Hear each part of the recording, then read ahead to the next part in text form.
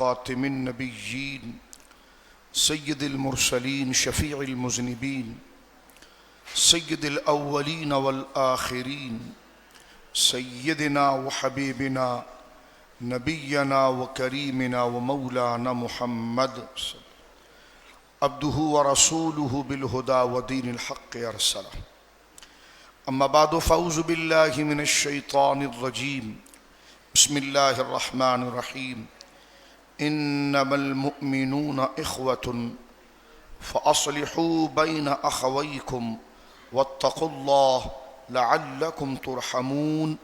آمنت بالله صدق الله العظيم. ببركة إن الله ملائكته يصلون على النبي يا أيها الذين آمنوا صلوا عليه وسلموا تسليما.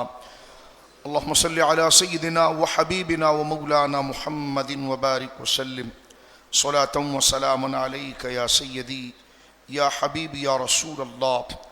كلهم من رسول الله ملتمس غرفا من البحر أو رشفا من الديم منزه شريك في محاسنه فجوهر الحسن فيه غير منقصب. ثم الرضا نبي بكر وعن عمر وعن علي وعن عثمان ذي الكرم. مولاي صل وسلم دائما سرمدا على حبیبک خیر الخلق کلہم. اللہ کی حمد و ثنا نبی محترم نبی معظم باعث تخلیق ارض و سما صلی اللہ تعالی علیہ وعلی آلہ وصحبہ وبارک وسلم کی بارگاہ مقدسہ میں انتہائی محبت و عقیدت سے درود و سلام پیش کرنے کے بعد تمام تعریف اللہ وحدہ لا شریک کے لیے ہے.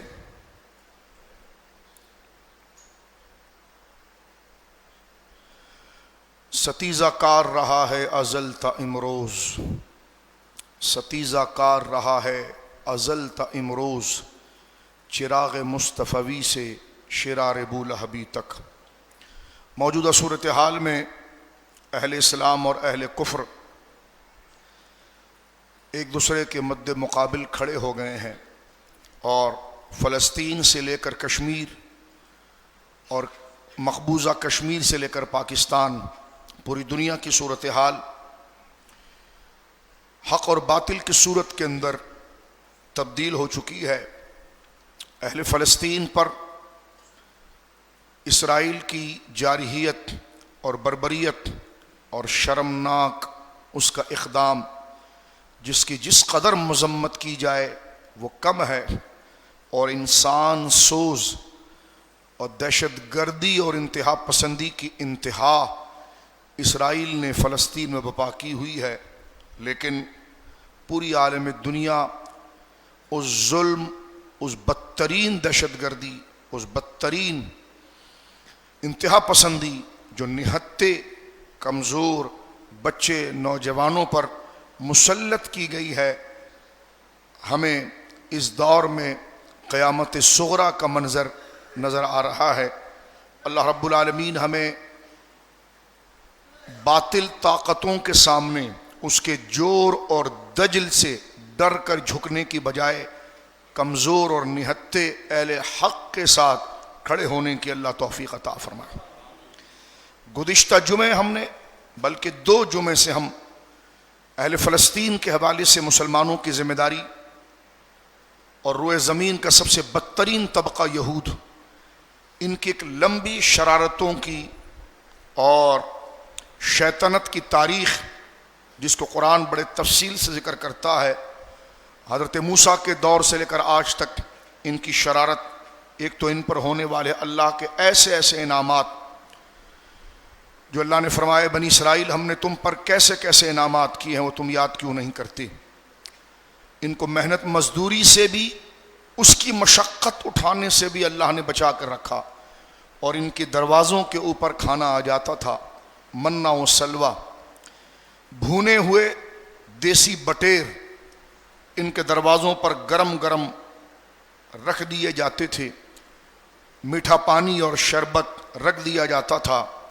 لیکن اس قدر یہ ناشکری قوم ہے کہ انہوں نے کہا کہ ہم یہ نہیں کھاتے، ہمارا دل بھر گیا ہے، ہمیں تو پیاز ملے، ہمیں دھنیا ملے، ہمیں دال ملے، ہمیں سبزیاں ملے.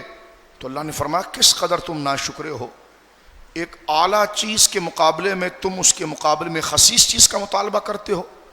تمہیں چاہیے تھا کہ یہ نعمت ملنے پر بغیر کسی مشقت محنت مزدوری کے جو فرشتے تمہارے دروازوں پر یہ رکھ کر جا رہے ہیں صرف ایک چیز کے لیے کہ خدا کی اور خدا کے رسول کو دھوکہ نہ دینا اور حق کا ساتھ دینا، بغیر کسی تکلیف اور مشقت کے ان کو محنت کے یہ دیا جاتا، شکر گزار بننے کی بجائے، مطیع فرمان بردار بننے کی بجائے مزید شرارتوں کی طرف جانا، یہ یہود کا پہلا وہ ناشکری کا رویہ تھا جس نے اللہ رب العالمین کو ناراض کیا۔ اللہ ان عادتوں سے ہمیں بھی محفوظ کرے اور اس کی نعمتوں کے ساتھ کفران کرنے کی بجائے اس کی نعمتوں کے آگے سر جھکا کر اس رب العالمین کی ہر نعمت کا شکر اور ہر نعمت کو اس کی جگہ پر خرچ کرنے کی اللہ ہمیں توفیق عطا فرمائے۔ لیکن مسلمانوں کی کیا ذمہ داری ہونی چاہیے؟ سورۃ الاعراف کو ہم نے پڑھا، سورہ آل عمران کو پڑھا، دیگر اور آیتوں کو ہم نے پڑھا۔ اگر گزشتہ تقریر آپ نے سن لی ہو اور ذہن میں ہو تو اس کو آپ دیکھیں گے کہ یہود کے اوپر قرآن کریم نے ان کی تاریخ، ان کی شیطنت، ان کی شرارت اور ان کے امن و سکون اور انسانیت کے اصلاح میں فساد بپا کرنا اور انسان کی اتحاد اور لوگوں کے امن کو غارات کرنا، یہ ان کے اندر ایک شیطانی طبیعت ہے جن کی تاریخ ہے، جس کا مظاہرہ ہم، بلکہ جس کا برہنہ مظاہرہ ہم اس وقت ان کی بربریت کی صورت میں فلسطین میں دیکھ رہے ہیں۔ لیکن مسلمانوں کی کیا ذمہ داری ہے؟ کیونکہ مسلمان دین حق کی طرف قائل اور مائل ہیں اور خدا کی وحدانیت، نبی کریم کی رسالت کی طرف ہیں۔ اب مسلمانوں کو یہ اللہ کی جانب سے اللہ پر ایمان اور نبی پر ایمان کی جو نعمت ملی ہے، اب وہ یہودیوں کے طریقے پر چلتے ہوئے ناشکری نہ کریں بلکہ شکر گزار کریں، شکر گزار بنیں۔ سوال ہوا کہ اللہ کی توحید کا ملنا یقیناً سب سے بڑی نعمت ہے، ایمان کا ملنا سب نعمتوں میں سب سے بڑی نعمت ہے۔ حضور سید عالم خاتم النبیین علیہ السلام کے دامن سے وابستگی ملنا اور زندگی کے مقصد کو جاننا، یہ سب سے بڑی نعمت ہے۔ اس کا شکرانہ کیا ہے جو بار بار کہا جاتا ہے؟ شکرانہ اس کا کیا ہے کہ یہود کی طرح ہم ناشکری نہ کریں اس نعمت پر۔ تو شکرانہ کیا ہے؟ ان شکرانوں کے ساتھ ایک لمبی فہرست ہے، اس میں سے ایک تقاضا ایمان کے شکر پر ایک مومن کے اوپر تنہا یہ آتا ہے کہ وہ اسے ایمان مل گیا، جناب رسول اللہ صلی اللہ علیہ وسلم کا دامن مل گیا، اللہ کی توحید مل گئی، ایمان مل گیا، زندگی کا مقصد مل گیا۔ اب اس پر وہ عوض میں، بدلے میں شکر کی کون سی چیز ادا کرے جس سے اس کا رب اور اس کا رسول خوش ہو جائے؟ تو یہاں بتایا گیا وہ اپنی صفوں میں اتحاد رکھے۔ مسلمان بحیثیت امت کے، ایک جماعت کے، میرا نام الگ ہے، آپ کا نام الگ ہے، آپ کا نام الگ ہے، آپ کا نام الگ ہے، ہماری برادریاں الگ ہیں، ہماری زبانیں الگ ہیں، لیکن ہم ایک امت ہیں۔ مسلمانوں کو اپنے ہر ٹائٹل، ہر تعارف سے آگے نکل کر امت کا جو ٹائٹل ہے اور امت کا جو تعارف ہے وہ رکھنا ضروری اور لازم ہے، اور یہی رسول اللہ پر ایمان لانے کا شکرانہ ہے۔ یہود میں یہی نہیں تھا۔ آج امت یہود کے طریقے پر چلتے ہوئے انتشار کا شکار ہے۔ اللہ مجھے اور آپ کو اس انتشار میں اگر ہم سے خطائیں ہوئی ہیں تو معاف فرمائے، اور ہمیں پھر امت کا درد عطا فرمائے اور ہمیں یکتائی عطا فرمائے۔ آج اسی مضمون کو سمجھنے کے لیے میں نے یہ تمہید بیان کی ہے، اور اللہ مجھے اور آپ کو، میرے بھائیوں بزرگوں اور پوری دنیا میں دیکھنے والی میری بہنیں، مائیں اور بزرگوں کو قرآن کیا درس دیتا ہے کہ ناشکر نہ بننا، شکر گزار بننا، اور اللہ اور اس کے رسول اور دین کے شکر گزار ہونے کی ایک نشانی سب سے بڑی یہ ہے کہ انما المؤمنون اخوۃ، کہ بے شک مسلمان آپس میں بھائی بھائی ہیں۔ ان کی زبانیں ضرور الگ ہو سکتی ہیں، ان کی قومیں الگ ہو سکتی ہیں، ان کا نظام سیاست مختلف ہو سکتا ہے، ان کی برادریاں، قبائل مختلف ہو سکتے ہیں، لیکن وہ اپنے منشور میں، اپنے منصب میں، اپنی نجات میں ایک ہی رشتہ رکھتے ہیں، اور وہ ایمان کا ہے۔ اور ایمان کا رشتہ یہ تقاضا کرتا ہے کہ تم نسل اور قوموں میں نہیں بٹو گے، تم برادری اور زبانوں میں نہیں بٹو گے، بلکہ جس تسبیح کی دھاگے ایمان اور کلمے میں تمہیں پرویا گیا ہے اس کے تحت تم ایک دوسرے کے بھائی ہو۔ فرمایا انما المؤمنون اخوۃ، کہ بے شک سب مومن آپس میں بھائی ہیں۔ فاصلحوا بین اخویکم، انسان ہے، یوں تو تم سارے بھائی بھائی ہو، اللہ حکم دے رہا ہے فکری طور پر۔ ایک خونی بھائی ہوتا ہے، یعنی جس سے ایک ماں کے پیٹ سے بچے پیدا ہوتے ہیں، وہ آپس میں بھائی ہیں۔ وہ رشتہ بہت نیچے ہے، کس کے نظریے کے مقابلے میں اور ایمان کے مقابلے۔ ہماری مائیں الگ الگ ہیں، خونی رشتہ داری الگ الگ ہے، لیکن جو دینی رشتہ ہے تو خون کے رشتے کے اوپر اسلام اور دین کا رشتہ آگے ہوتا ہے۔ اس لیے فرمایا یہ یاد رکھنے والی چیز ہے اتحاد کے لیے کہ انما المؤمنون اخوۃ، مسلمان آپس میں بھائی بھائی ہیں، لیکن انسان ہے، شیطان کبھی اس کے اندر انگیخت شرارت پیدا کر کے لڑوا دے۔ کسی کا غصہ کیسا ہے، کسی کا سوچ کیسی ہے، شیطان نے، نفس نے اچھی تربیت نہ ہونے کی وجہ سے، اچھی صحبت نہ ہونے کی وجہ سے ذہن میں کوئی شرارت آ جائے، دل میں کوئی تنگی آ جائے اور وہ آپس میں شیطان انگیخت ایک برا جذبہ پیدا کر کے ایک دوسرے کو لڑوا دے، تو قرآن کہتا ہے فَأَصْلِحُوا بَيْنَ أَخَوَيْكُمْ، لیکن درمیان میں جو تیسری پارٹی مسلمانوں کی ہے وہ دیکھ رہی ہے، ان پر یہ نمازوں کی طرح فرض ہے کہ دونوں میں دوستی کرائے، دونوں میں صلح کرائے۔ یہ نہیں کہ نماز پڑھا چلا گیا، آگے حدیث آئے گی۔ فرمایا کہ تم دیکھیں اقبال نے کتنی پیاری بات کی ہے۔ اقبال کہتے ہیں ستیزہ کار رہا ہے ازل تا امروز، یعنی حق اور باطل ہمیشہ سے ایک دوسرے سے جنگ میں رہا ہے۔ کب سے؟ بہت پرانے دور سے لے کر آج ستیزہ کار رہا ہے، جھگڑا رہا ہے ان میں۔ ازل تا امروز، ازل میں حضرت آدم علیہ السلام اور سامنے ابلیس، حضرت آدم حق کا نشان ہے اور ابلیس باطل کا نشان ہے۔ تو اقبال پوری تاریخ کو ایک جملے میں نقل کر دیتے ہیں کہ ستیزہ کار رہا ہے، جھگڑا رہا ہے۔ ازل تا امروز، کس چیز میں جھگڑا رہا ہے؟ چراغ مصطفی سے شرار بولہبی تک۔ چراغ مصطفی یعنی ایمان، اسلام، حق، اس کا، اور شرار بولہبی۔ چراغ مصطفی یہ ٹائٹل ہے، یہ سمبل ہے حق کا، اور شرار بولہبی یہ سمبل بد ہے، کس کا؟ بدی اور باطل کا۔ تو اقبال یہ کہتا ہے ستیزہ کار رہا ہے ازل تا امروز، چراغ مصطفی سے شرار بولہبی۔ تو لہذا حق اور باطل کی یہ جنگ لگی ہوئی ہے، لیکن مسلمان جو ہیں وہ حق کے داعی ہیں، حق کے سپاہی ہیں۔ ان میں اگر آپس میں، پہلی بات تو بتا دی گئی ہے، اور کتنے پیارے انداز میں، اخوتن، تم آپس میں بھائی ہو، کتنا پیارا جملہ یہاں پر دل کو مو لینے والا بیان کیا کہ تم بھائی ہو۔ ہاں انسان ہو، کبھی ذہن میں شرارت آ جائے، کوئی کان بھر دے ایک دوسرے کے خلاف، کوئی شیطنت آ جائے اور لڑ پڑو، لیکن تیسرا بندہ دیکھ رہا ہے کہ اس سے نقصان حق کا ہو جائے گا، اس سے نقصان مشن کا ہو جائے گا، باطل کو اس سے فائدہ پہنچ جائے گا۔ چراغ مصطفی پر بجانے کے لیے شرار بولہبی زوردار ہو جائے گی، تو لوگ اپنے منہ پر کپڑا لپیٹ کر اپنی ٹوپیاں اور پگڑیاں سنبھالتے ہوئے پتلی گلی نہ لیں۔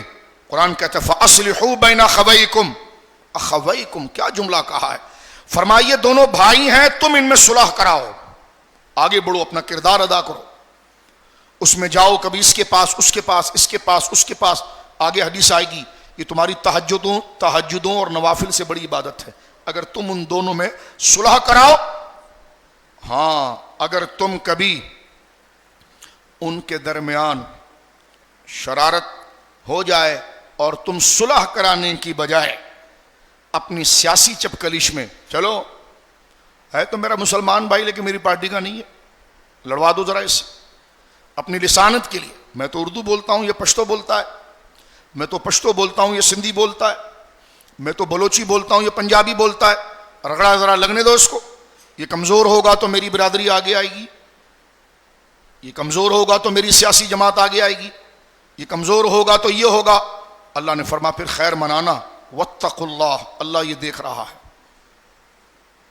تمہاری برادریاں بھی اسی مٹی میں مل جائیں گی اور تم بھی اس مٹی میں جاؤ گے، لیکن اللہ کے حضور آؤ گے تو اللہ ہر سزا معاف کرے گا.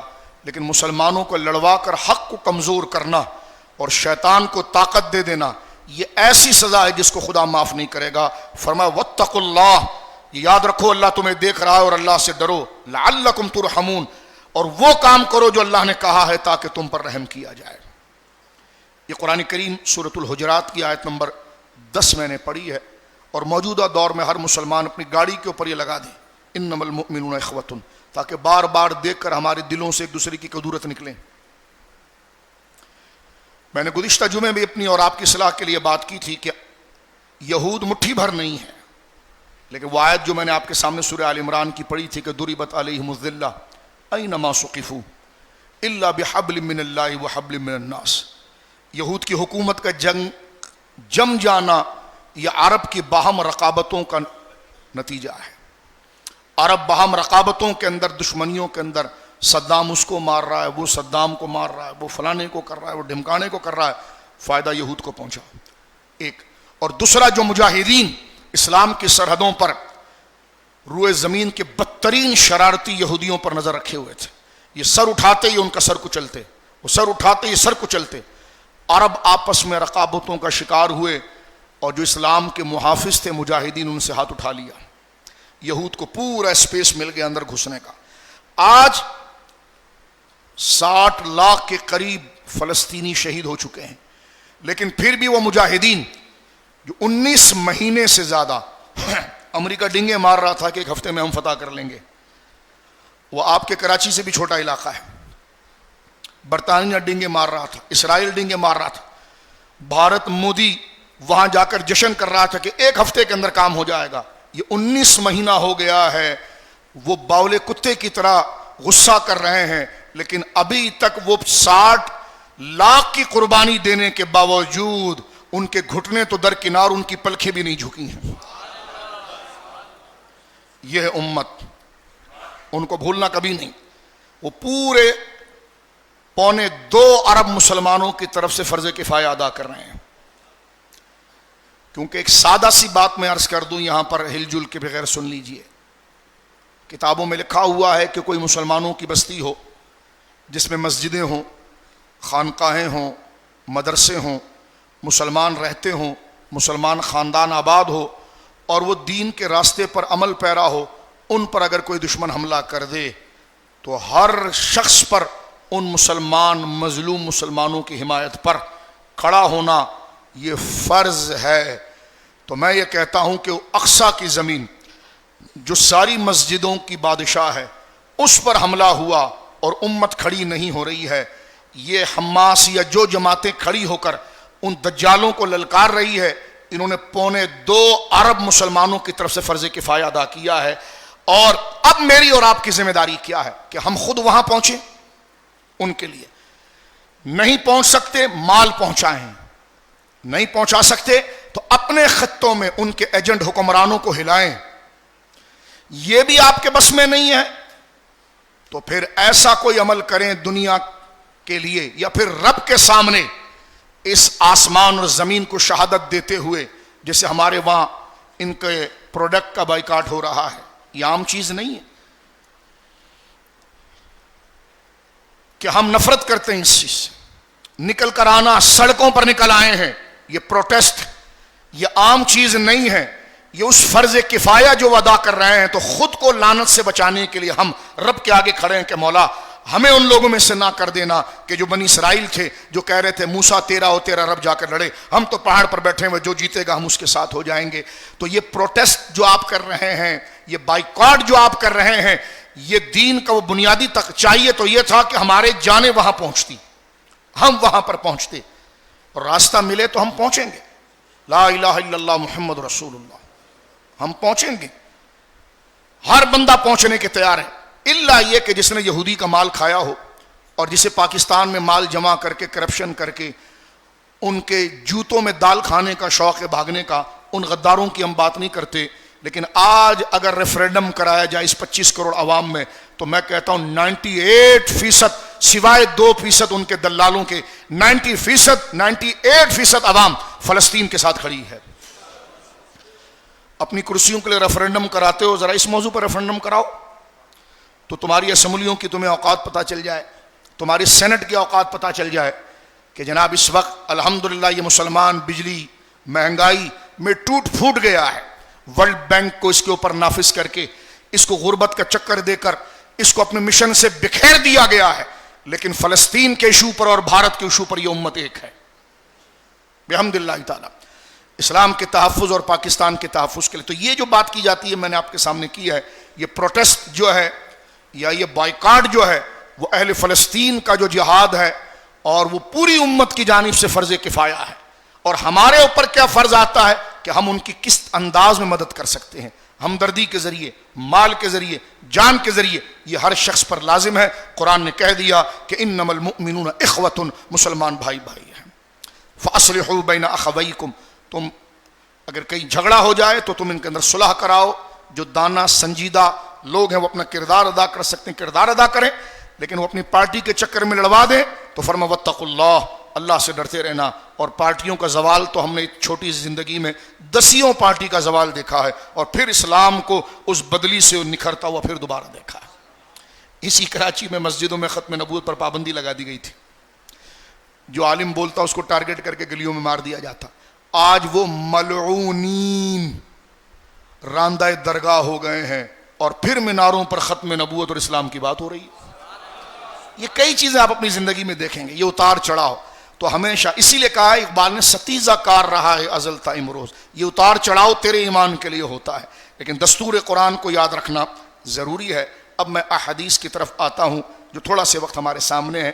4 مئی بروز اتوار بعد نماز ظہر نورانی چورنگی مزار قائد سے تبت سینٹر تک اہل اسلام کا ملین مارچ ہے. کوئی مسلمان اس وقت کو سے غفلت نہ کرے اور سارے مسلمان اس میں شریک ہوں. اس آسمان کے نیچے شہادت پیش کریں کہ مسجد اقصی جو مسلمانوں کی امانت ہے، جس سے مسلمانوں نے کمزوری کا مظاہرہ کیا اور اللہ کے عذاب کو دعوت دی ہے، اتنے اولے برسے ہیں کہاں پر؟ اسلام آباد میں. اور پورے اسلام آباد میں نہیں، میں بھی کچھ دن پہلے گیا، جہاں یہ وزراء ہوتے انہی کے اوپر پڑے ہیں.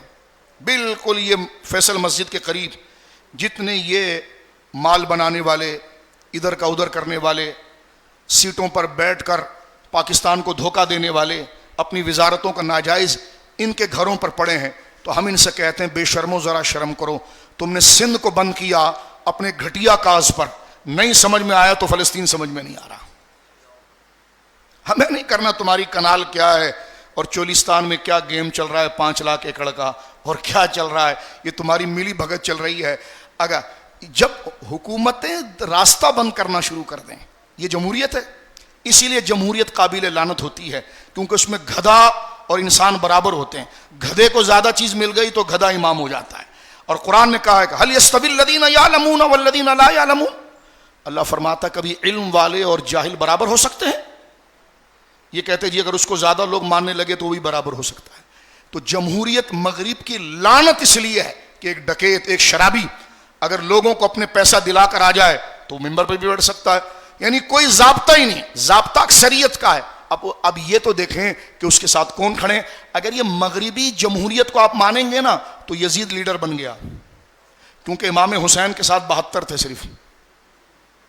الیکشن کروائیے، امام حسین پاک کے ساتھ 72 تھے اور یزیدی اس وقت لاکھوں میں تھے. تو مغرب کی جمہوریت آپ دیکھیں تو یزید جیت گیا، لیکن اسلام کیا کہتا ہے کہ حسین جیتا، کیونکہ حسین کو فرد اور افراد کی ووٹنگ میں نہیں بانٹا جائے گا. تنہا حسین اتنا وزنی ہے کہ ایک پلڑے میں پوری امت کی جماعت کو رکھ دیا جائے، ایک میں حسین کو رکھ دیا جائے تو ساری جماعت مل کر حسین کے جوتے تک نہیں پہنچ سکتی. اسی لیے ہم جمہوریت پر لعنت بھیجتے ہیں کہ اس کا نظام، جس طرح ہمارے کئی تقریریں ہم نے یہاں پر کی ہے. ہمارا جب ٹرانسجینڈر کا مسئلہ آیا تو گزشتہ چیف جسٹس کہہ رہا تھا کیا کریں، لوگ اب پسند کرتے ہیں تو فیصلہ دے دینا چاہیے. یعنی لوگ اگر ننگا پھرنا پسند کریں، زنا کو پسند کریں تو عدالت فیصلہ دے دیں کہ جناب یہ جائز. یہ ہے جمہوریت کی لعنت، جس میں اخلاق، ایٹیٹیوڈ، مینرز، لوگوں کے حقوق، حیا نہیں رکھے جاتے. اس لیے بار بار ہم کہتے ہیں انسانوں کی گردنوں پر اگر کوئی قانون راج کر سکتا ہے تو اسی ذات کا راج کر سکتا ہے جس نے انسان کو پیدا کیا، اور وہ اسلام کا قانون ہے، جس میں لوگوں کے درمیان ان کے مرتبے، ان کے منصب، ان کے مزاج، ان کے علم اور تقوی سے فرق کیا جاتا ہے۔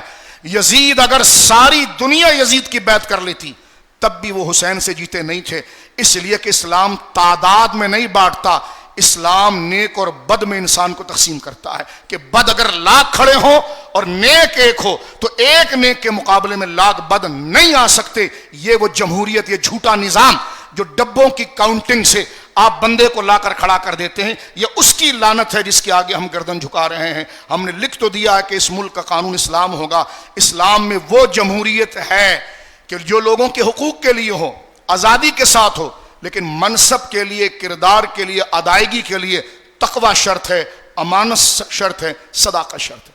آپ کو یاد ہوگا کہ کچھ سال پہلے ایک بات چل پڑی تھی کہ وزیر اعظم کے حلف نامے سے امین و صادق کی شک نکالی جائے، یاد آئے کچھ بات؟ یہ ہے لعنتی جمہوریت۔ یہ آپ نے کیوں لگایا کہ امین بھی ہونا چاہیے، صادق بھی ہونا چاہیے؟ تو میں نے کہا یہ لکھیں پھر کہ خیانت کرنے والا بھی ہونا چاہیے اور جھوٹا ہو بھی ہونا چاہیے۔ نہیں یہ تو نہیں کہہ رہے ہم، تو ہم نے کہا یہی تو لکھا، امین ہونا چاہیے، صادق ہونا چاہیے۔ امین کا مطلب ہے کہ جن کا وہ ترجمان ہے ان کی امانتوں کو سنبھالنے والا ہو، ان کی عزت، ان کے خون، ان کی نسل، ان کی خوراک۔ صادق ایک ان کے ساتھ جھوٹ نہ بولے۔ میرے دوستو، وزیر اعظم تو چھوڑیے، وزیر تو چھوڑیے، باپ بھی اگر اپنی اولاد پر امین نہ ہو، باپ بھی اگر اپنی اولاد سے سنسیئر اور سچا نہ ہو تو صرف پیدا کرنے سے وہ باپ نہ ہوا، وہ اپنے سے بھول گیا۔ مرشد، عالم، امام جو کسی کو ریپرزینٹ کرتا ہے اس کی پہلی چیز رنگ و نسل نہیں ہے، یہ دو صفتیں ہیں کہ وہ اپنے ماتحت کی امانت کا امین ہو، ان کی عزت کا امین ہو، ان کی جان کا امین ہو، ان کے باہم رابطے کا امین ہو، اور ان کے ساتھ وہ جھوٹ نہ بولے کہ اپنے قریبی لوگوں کو نوازے اور ان کو رگڑ کر رکھ دے۔ 500 ارب کھا کر پتہ نہیں کون سی دریا میں نہا کر آتے ہیں، پھر وزیر داخلہ بن جاتے ہیں۔ یہ ہے لعنتی جمہوریت، اور ایسے لال لال گال کر کے پھر ٹی وی پر بیٹھے ہوتے ہیں۔ توجہ ہے، یہ ہے وہ جمہوریت جس کی وجہ سے وہ مزے کر رہا ہے۔ فلانے گریڈ کے آفیسر ہیں، 22 گریڈ 21 گریڈ، ان کو 200 لیٹر پیٹرول فری ہے۔ تو میں نے کہا دفتر میں کرتے کیا ہیں؟ کرتے تو کراچی کا یہ حال ہوتا۔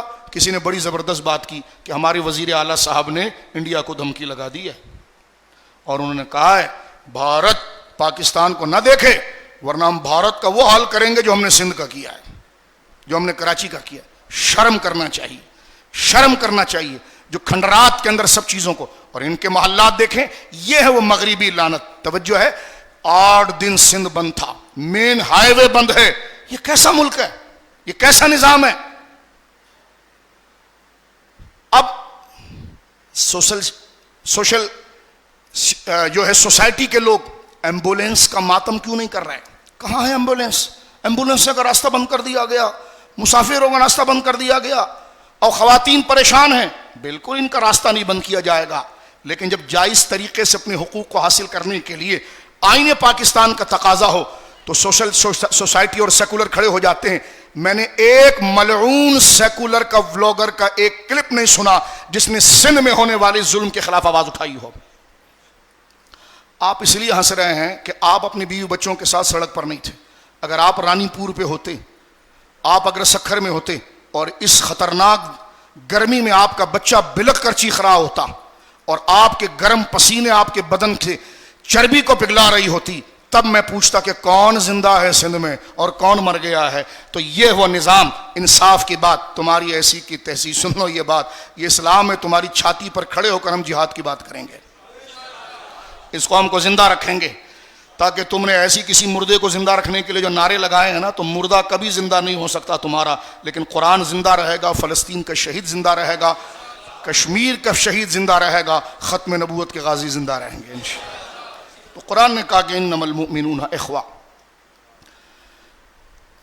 ٹھنڈے رہو لیکن اندر سے گرمی رکھو، ایمان کی گرمی اندر سے رکھو۔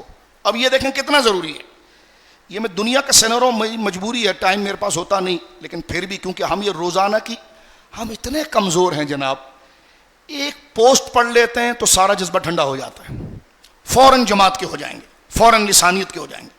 جو ہم نے قرآن سنا سب بھول جاتے. کتنے ہم غیر سنجیدہ لوگ ہیں. ادھر سے میں اور آپ ابھی باہر نکل کے جوتا پہنیں گے تو اسی مسجد میں سب قرآن کا درس چھوڑ جائیں گے. باہر نکل کے جی فلانا زندہ باد اور ڈھمکانا زندہ باد. دنیا کے بدکار لوگوں کو جتانے کے لیے ہم کراچی میں ہم نکلے, راتوں کو نکلے, دن میں نکلے, ان کا اعلان کیا. جس کو اگر یہاں پر بننا ہے نا تو وہ بھتے کے پیسے لے کر آئے اور ایک تنظیم کے لیے 15,000 جھنڈے لگا کر کہہ دے کہ میں نے آپ کے لیے لگایا, کہنے کا اندر سیٹ اس کو دینا. یہ پوچھے نہیں پیسے کہاں سے لایا. تو ہم یہاں پر بدکار قسم کے سیاست دانوں کو عزت دلانے کے لیے گود کے بچے کو لے کر نکلے, تو کیا اللہ کی رضا کے لیے اپنے منہ سے کالیکی کو مٹا کر اور اللہ کے نور کی رضا لینے کے لیے 4 کو نہیں نکلیں گے؟ نکلیں گے 4 کو. 4 مئی بروز اتوار, اس کو یاد رکھیے گا. اپنا کردار ادا کیجئے گا. آواز لگانا ہمارا کام ہے. بعض ہمارے احباب موجود ہیں, ہم نے کسی سے مال نہیں لیا, چند علماء ہیں وہ اپنی جیب سے دے رہے ہیں, کوئی پوسٹر بنا رہا ہے, کوئی یہ کر رہا ہے, کچھ ہمارے ناتخواں ہیں, کوئی پیر ہیں. میں نے یہاں پر کوئی چندے کی مہم نہیں لگائی ہے, لیکن باہر ہم نے, ہمارے ایک دوست نے کہا کہ نہیں, ہر مسلمان کا کچھ نہ کچھ حصہ ہو جو اس کے لیے حصہ ملے. حسب توفیق جو بھی بنے, 5 روپیہ, 1 روپیہ, 2 روپیہ, 1000 روپیہ, جو آپ کی مرضی ہے. صرف ثواب کے لیے ہم نے کہ ہمارا ہر مسلمان بھائی فلسطینیوں کے ساتھ شامل ہو, تاکہ وہ جو ٹریلے کے اوپر ایکو لگے گا, مائک لگے گا اور لوگوں کو پانی پلایا جائے گا, بینرز بنیں گے. ہم آپ کی امانتوں کے امین ہیں. باہر لڑکے کھڑے ہوئے ہیں چادر لے کر, نہ ڈالیں آپ کی مرضی ہے, کوئی مطالبہ نہیں.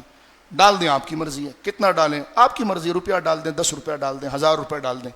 لیکن اس لیے کہ ہم آواز اٹھا رہے ہیں کہ آپ اس میں شریک ہو جائیں اور یہ ہمارے لیے مغفرت کا ذریعہ بن جائے. نہ ڈالیں کوئی مسئلہ نہیں.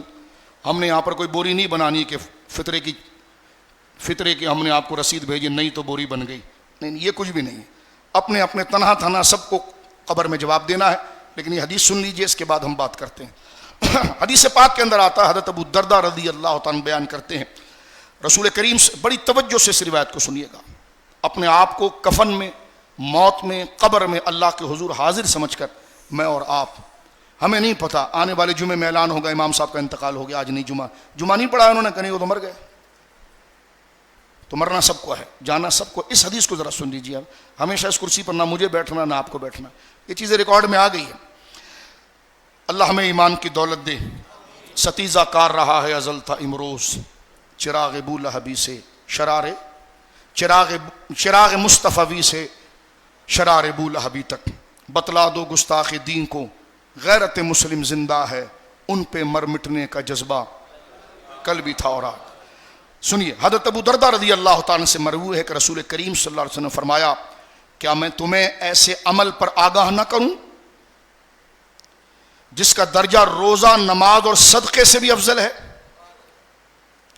صحابہ کرام رضوان اللہ اجمعین نے عرض کی, یا رسول اللہ, ضرور مہربانی فرمائیے اور بتائیے کہ جس کی نیکی کا ثواب نماز سے بھی زیادہ, روزے سے بھی زیادہ, صدقے سے بھی زیادہ ہے. فرمایا جب دو آدمیوں کے درمیان صلح کرا دینا. ساتھ ہی بتا دیا کہ جب 2 آدمیوں کے درمیان فساد کرانے, جو 2 مسلمانوں کے درمیان فساد کراتا ہے وہ ایمان کو جڑ سے مون دیتا ہے. تو فرمایا مسلمانوں, تم اللہ رب العالمین جل وعلا کی جانب سے بھائی ہو. اب چند احادیث ہم اپنے ایمان, سوئے ہوئے ایمان کو زندہ کرنے کے لیے پڑھنے جا رہے ہیں.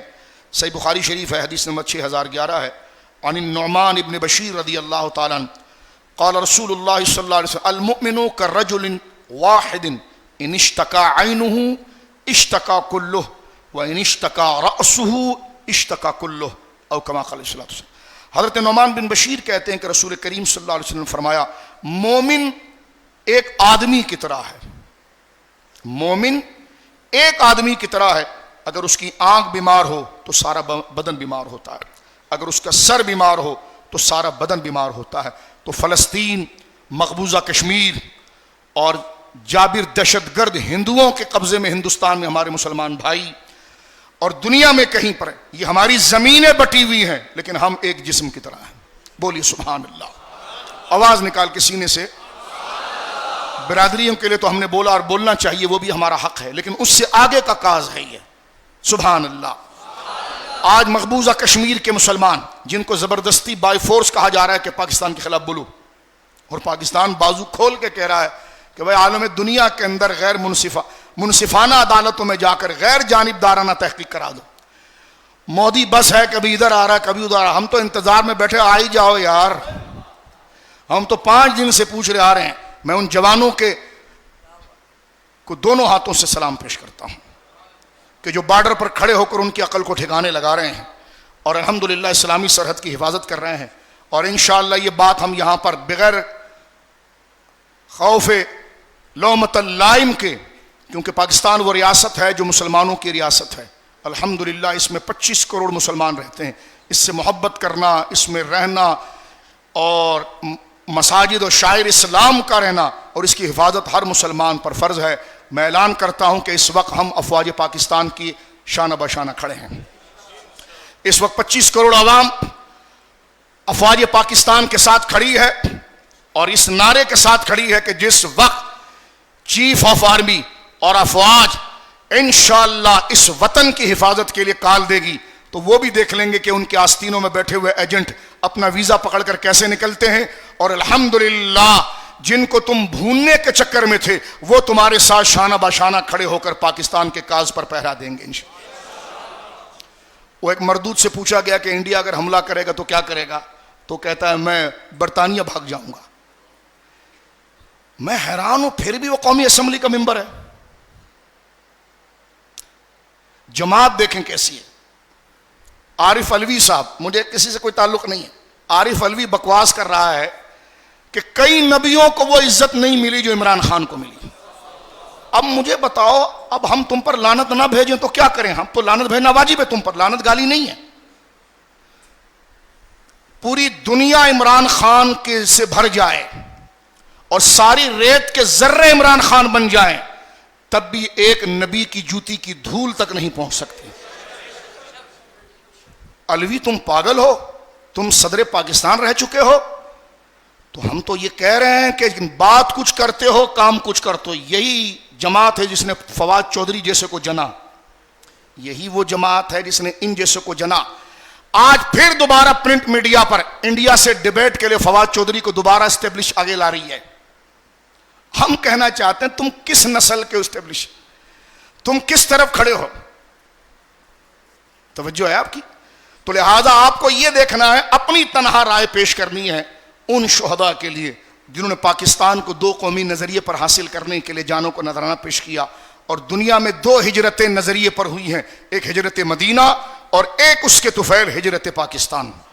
ہم یہ نظریہ رکھتے ہیں. تو انشاءاللہ ہم افواج پاکستان کے ساتھ ہیں. بولو انشاءاللہ.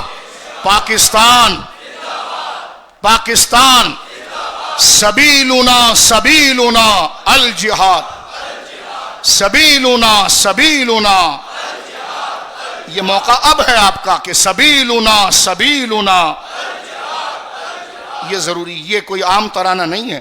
اس سے کافر بھی کانپتا ہے اور سیکولر بھی کانپتا ہے. وہ دانت نکال کر پہلے کمرے میں ہوتا ہے, اب کمرے کے اندر چلا جاتا ہے کہ لوگ تو پھر زندہ ہو گئے. تو میں نے کہا یہی تو ہم کہہ رہے ہیں جو اقبال نے کہا کہ ستیزہ کار رہا ہے ازل تا امروز, چراغ مصطفی سے شرار ابو لہبی تک. رسول کریم صلی اللہ علیہ وسلم کی دوسری حدیث پاک آپ سماعت فرمائیے, کیونکہ ان ایجنٹوں کو بھی آپ نے ساتھ لینا ہے.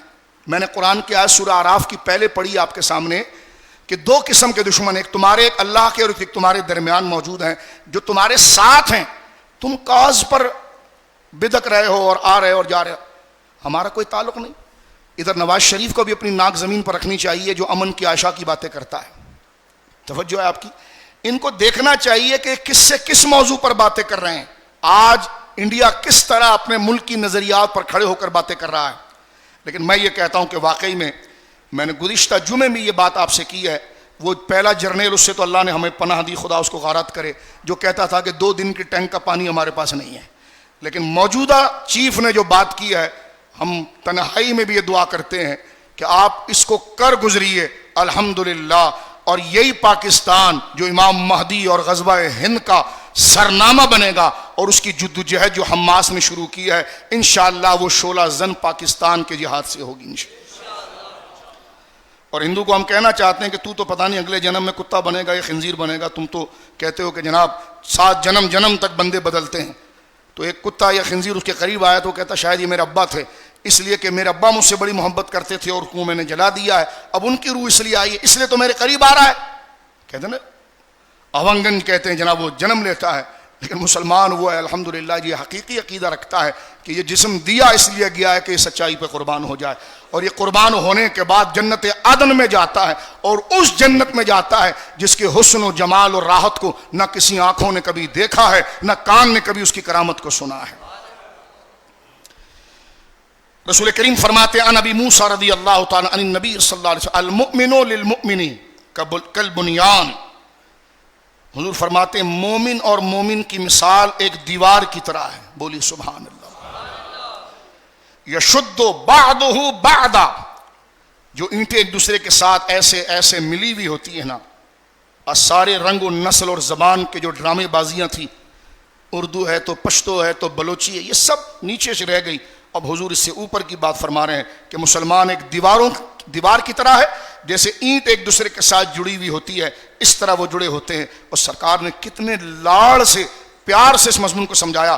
اپنے دونوں مبارک ہاتھ، میرے گھٹیا ہاتھ اس لائق نہیں لیکن جو حدیث میں آئے ہیں، سرکار نے اپنے مبارک ہاتھوں کو کھولا اور کھولنے کے بعد اس طرح حضور نے ثم شبکا بین اصابعہ، اس طرح حضور علیہ السلام نے اپنی انگلیوں میں انگلیاں داخل فرمائی، فرمایا اس طرح مومن ایک دوسرے سے جڑے ہوئے ہیں. بولیے سبحان. اس طرح مسلمان جو ہیں وہ ایک دوسرے سے جڑے ہوئے ہیں. آخری بات یہاں پر میں عرض کر دیتا ہوں، حدیث پاک سنیے پھر تقریر ختم کرتے ہیں. بخاری شریف ہے، حدیث نمبر 2443 ہے. عن انس بن مالک رضی اللہ عنہ قال قال رسول اللہ صلی اللہ علیہ وسلم انصر اخاک ظالما او مظلوما فقال رجل یا رسول اللہ انصره مظلوما فكيف انظره ظالما قال تمنع من الظلم فذلك نصرك. فرمایا، حضرت انس کہتے ہیں رسول کریم صلی اللہ علیہ وسلم فرمایا اپنے بھائی کی مدد کر، چاہے وہ ظالم ہو یا مظلوم ہو، اس کی مدد کرو. وہ ظالم ہو، بڑی پتے کی بات ہے، ہماری پوری تقریر اس حدیث میں آ گئی ہے. اپنے بھائی کی مدد کرو چاہے وہ ظالم ہو، ظلم کرنے والا ہو، اور مظلوم یا مظلوم جس پر ظلم ہو رہا ہو. صحابی کو بڑا تعجب لگا کہ یا رسول اللہ، غریب مظلوم جس کا نقصان پہنچا ہے اس کی مدد کرنا تو سمجھ میں آتا ہے، جو ظلم کر رہا ہے اس کی مدد کیسے ہوگی یا رسول اللہ؟ تو حضور سے پوچھا یا رسول اللہ لیکن ظالم ہو تو کیسے مدد کریں؟ کمال فصاحت میرے آقا کی تھی، کمال عقل و دیانت میرے آقا کی تھی.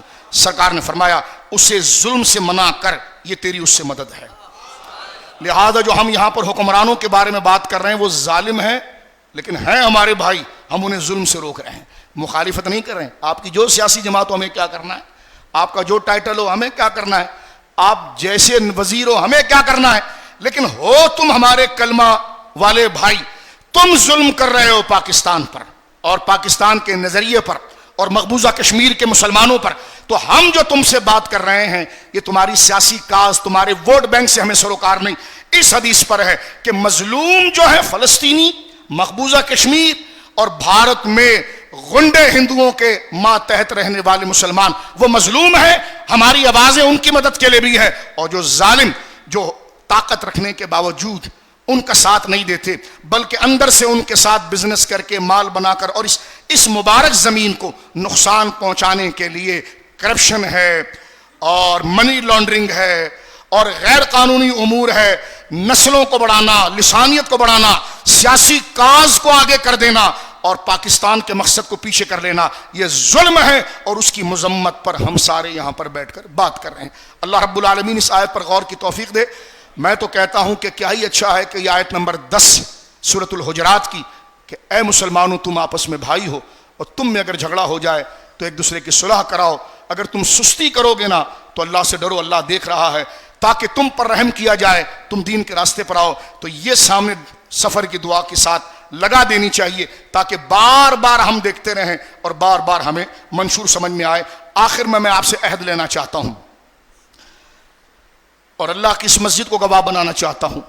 انشاءاللہ کل بروز ہفتہ، اس کے بعد جو دن آ رہا اتوار 4 تاریخ ہے، 4 تاریخ کو اہل فلسطین کے ساتھ مکمل دلی ہمدردی اور یکجہتی کے لیے اور اسرائیل کی بربریت اور ظلم کی مکمل مذمت اور نفی کے لیے انشاءاللہ دنیا نکلے گی ہمیں جنار روڈ کے اوپر، اور نورانی چورنگی یعنی مزار قائد سے لے کر تبت سینٹر تک انشاءاللہ اہل اسلام کا ہراول دستہ ہوگا جو خود کی گواہی اللہ کے حضور پیش کرے گا کہ میں ان کے ساتھ ہوں جن کے ساتھ اللہ کی رحمت ہے، اور دنیا کو بتا دے گا کہ تم نے ہمیں ظالم، بدماش، رشوت خور، حرام خور حکمرانوں کے نیچے پیس کر رکھ دیا، لیکن پھر بھی بتلا دو دشمن دین کو غیرت مسلم زندہ ہے، ان پہ مر مٹنے کا جذبات۔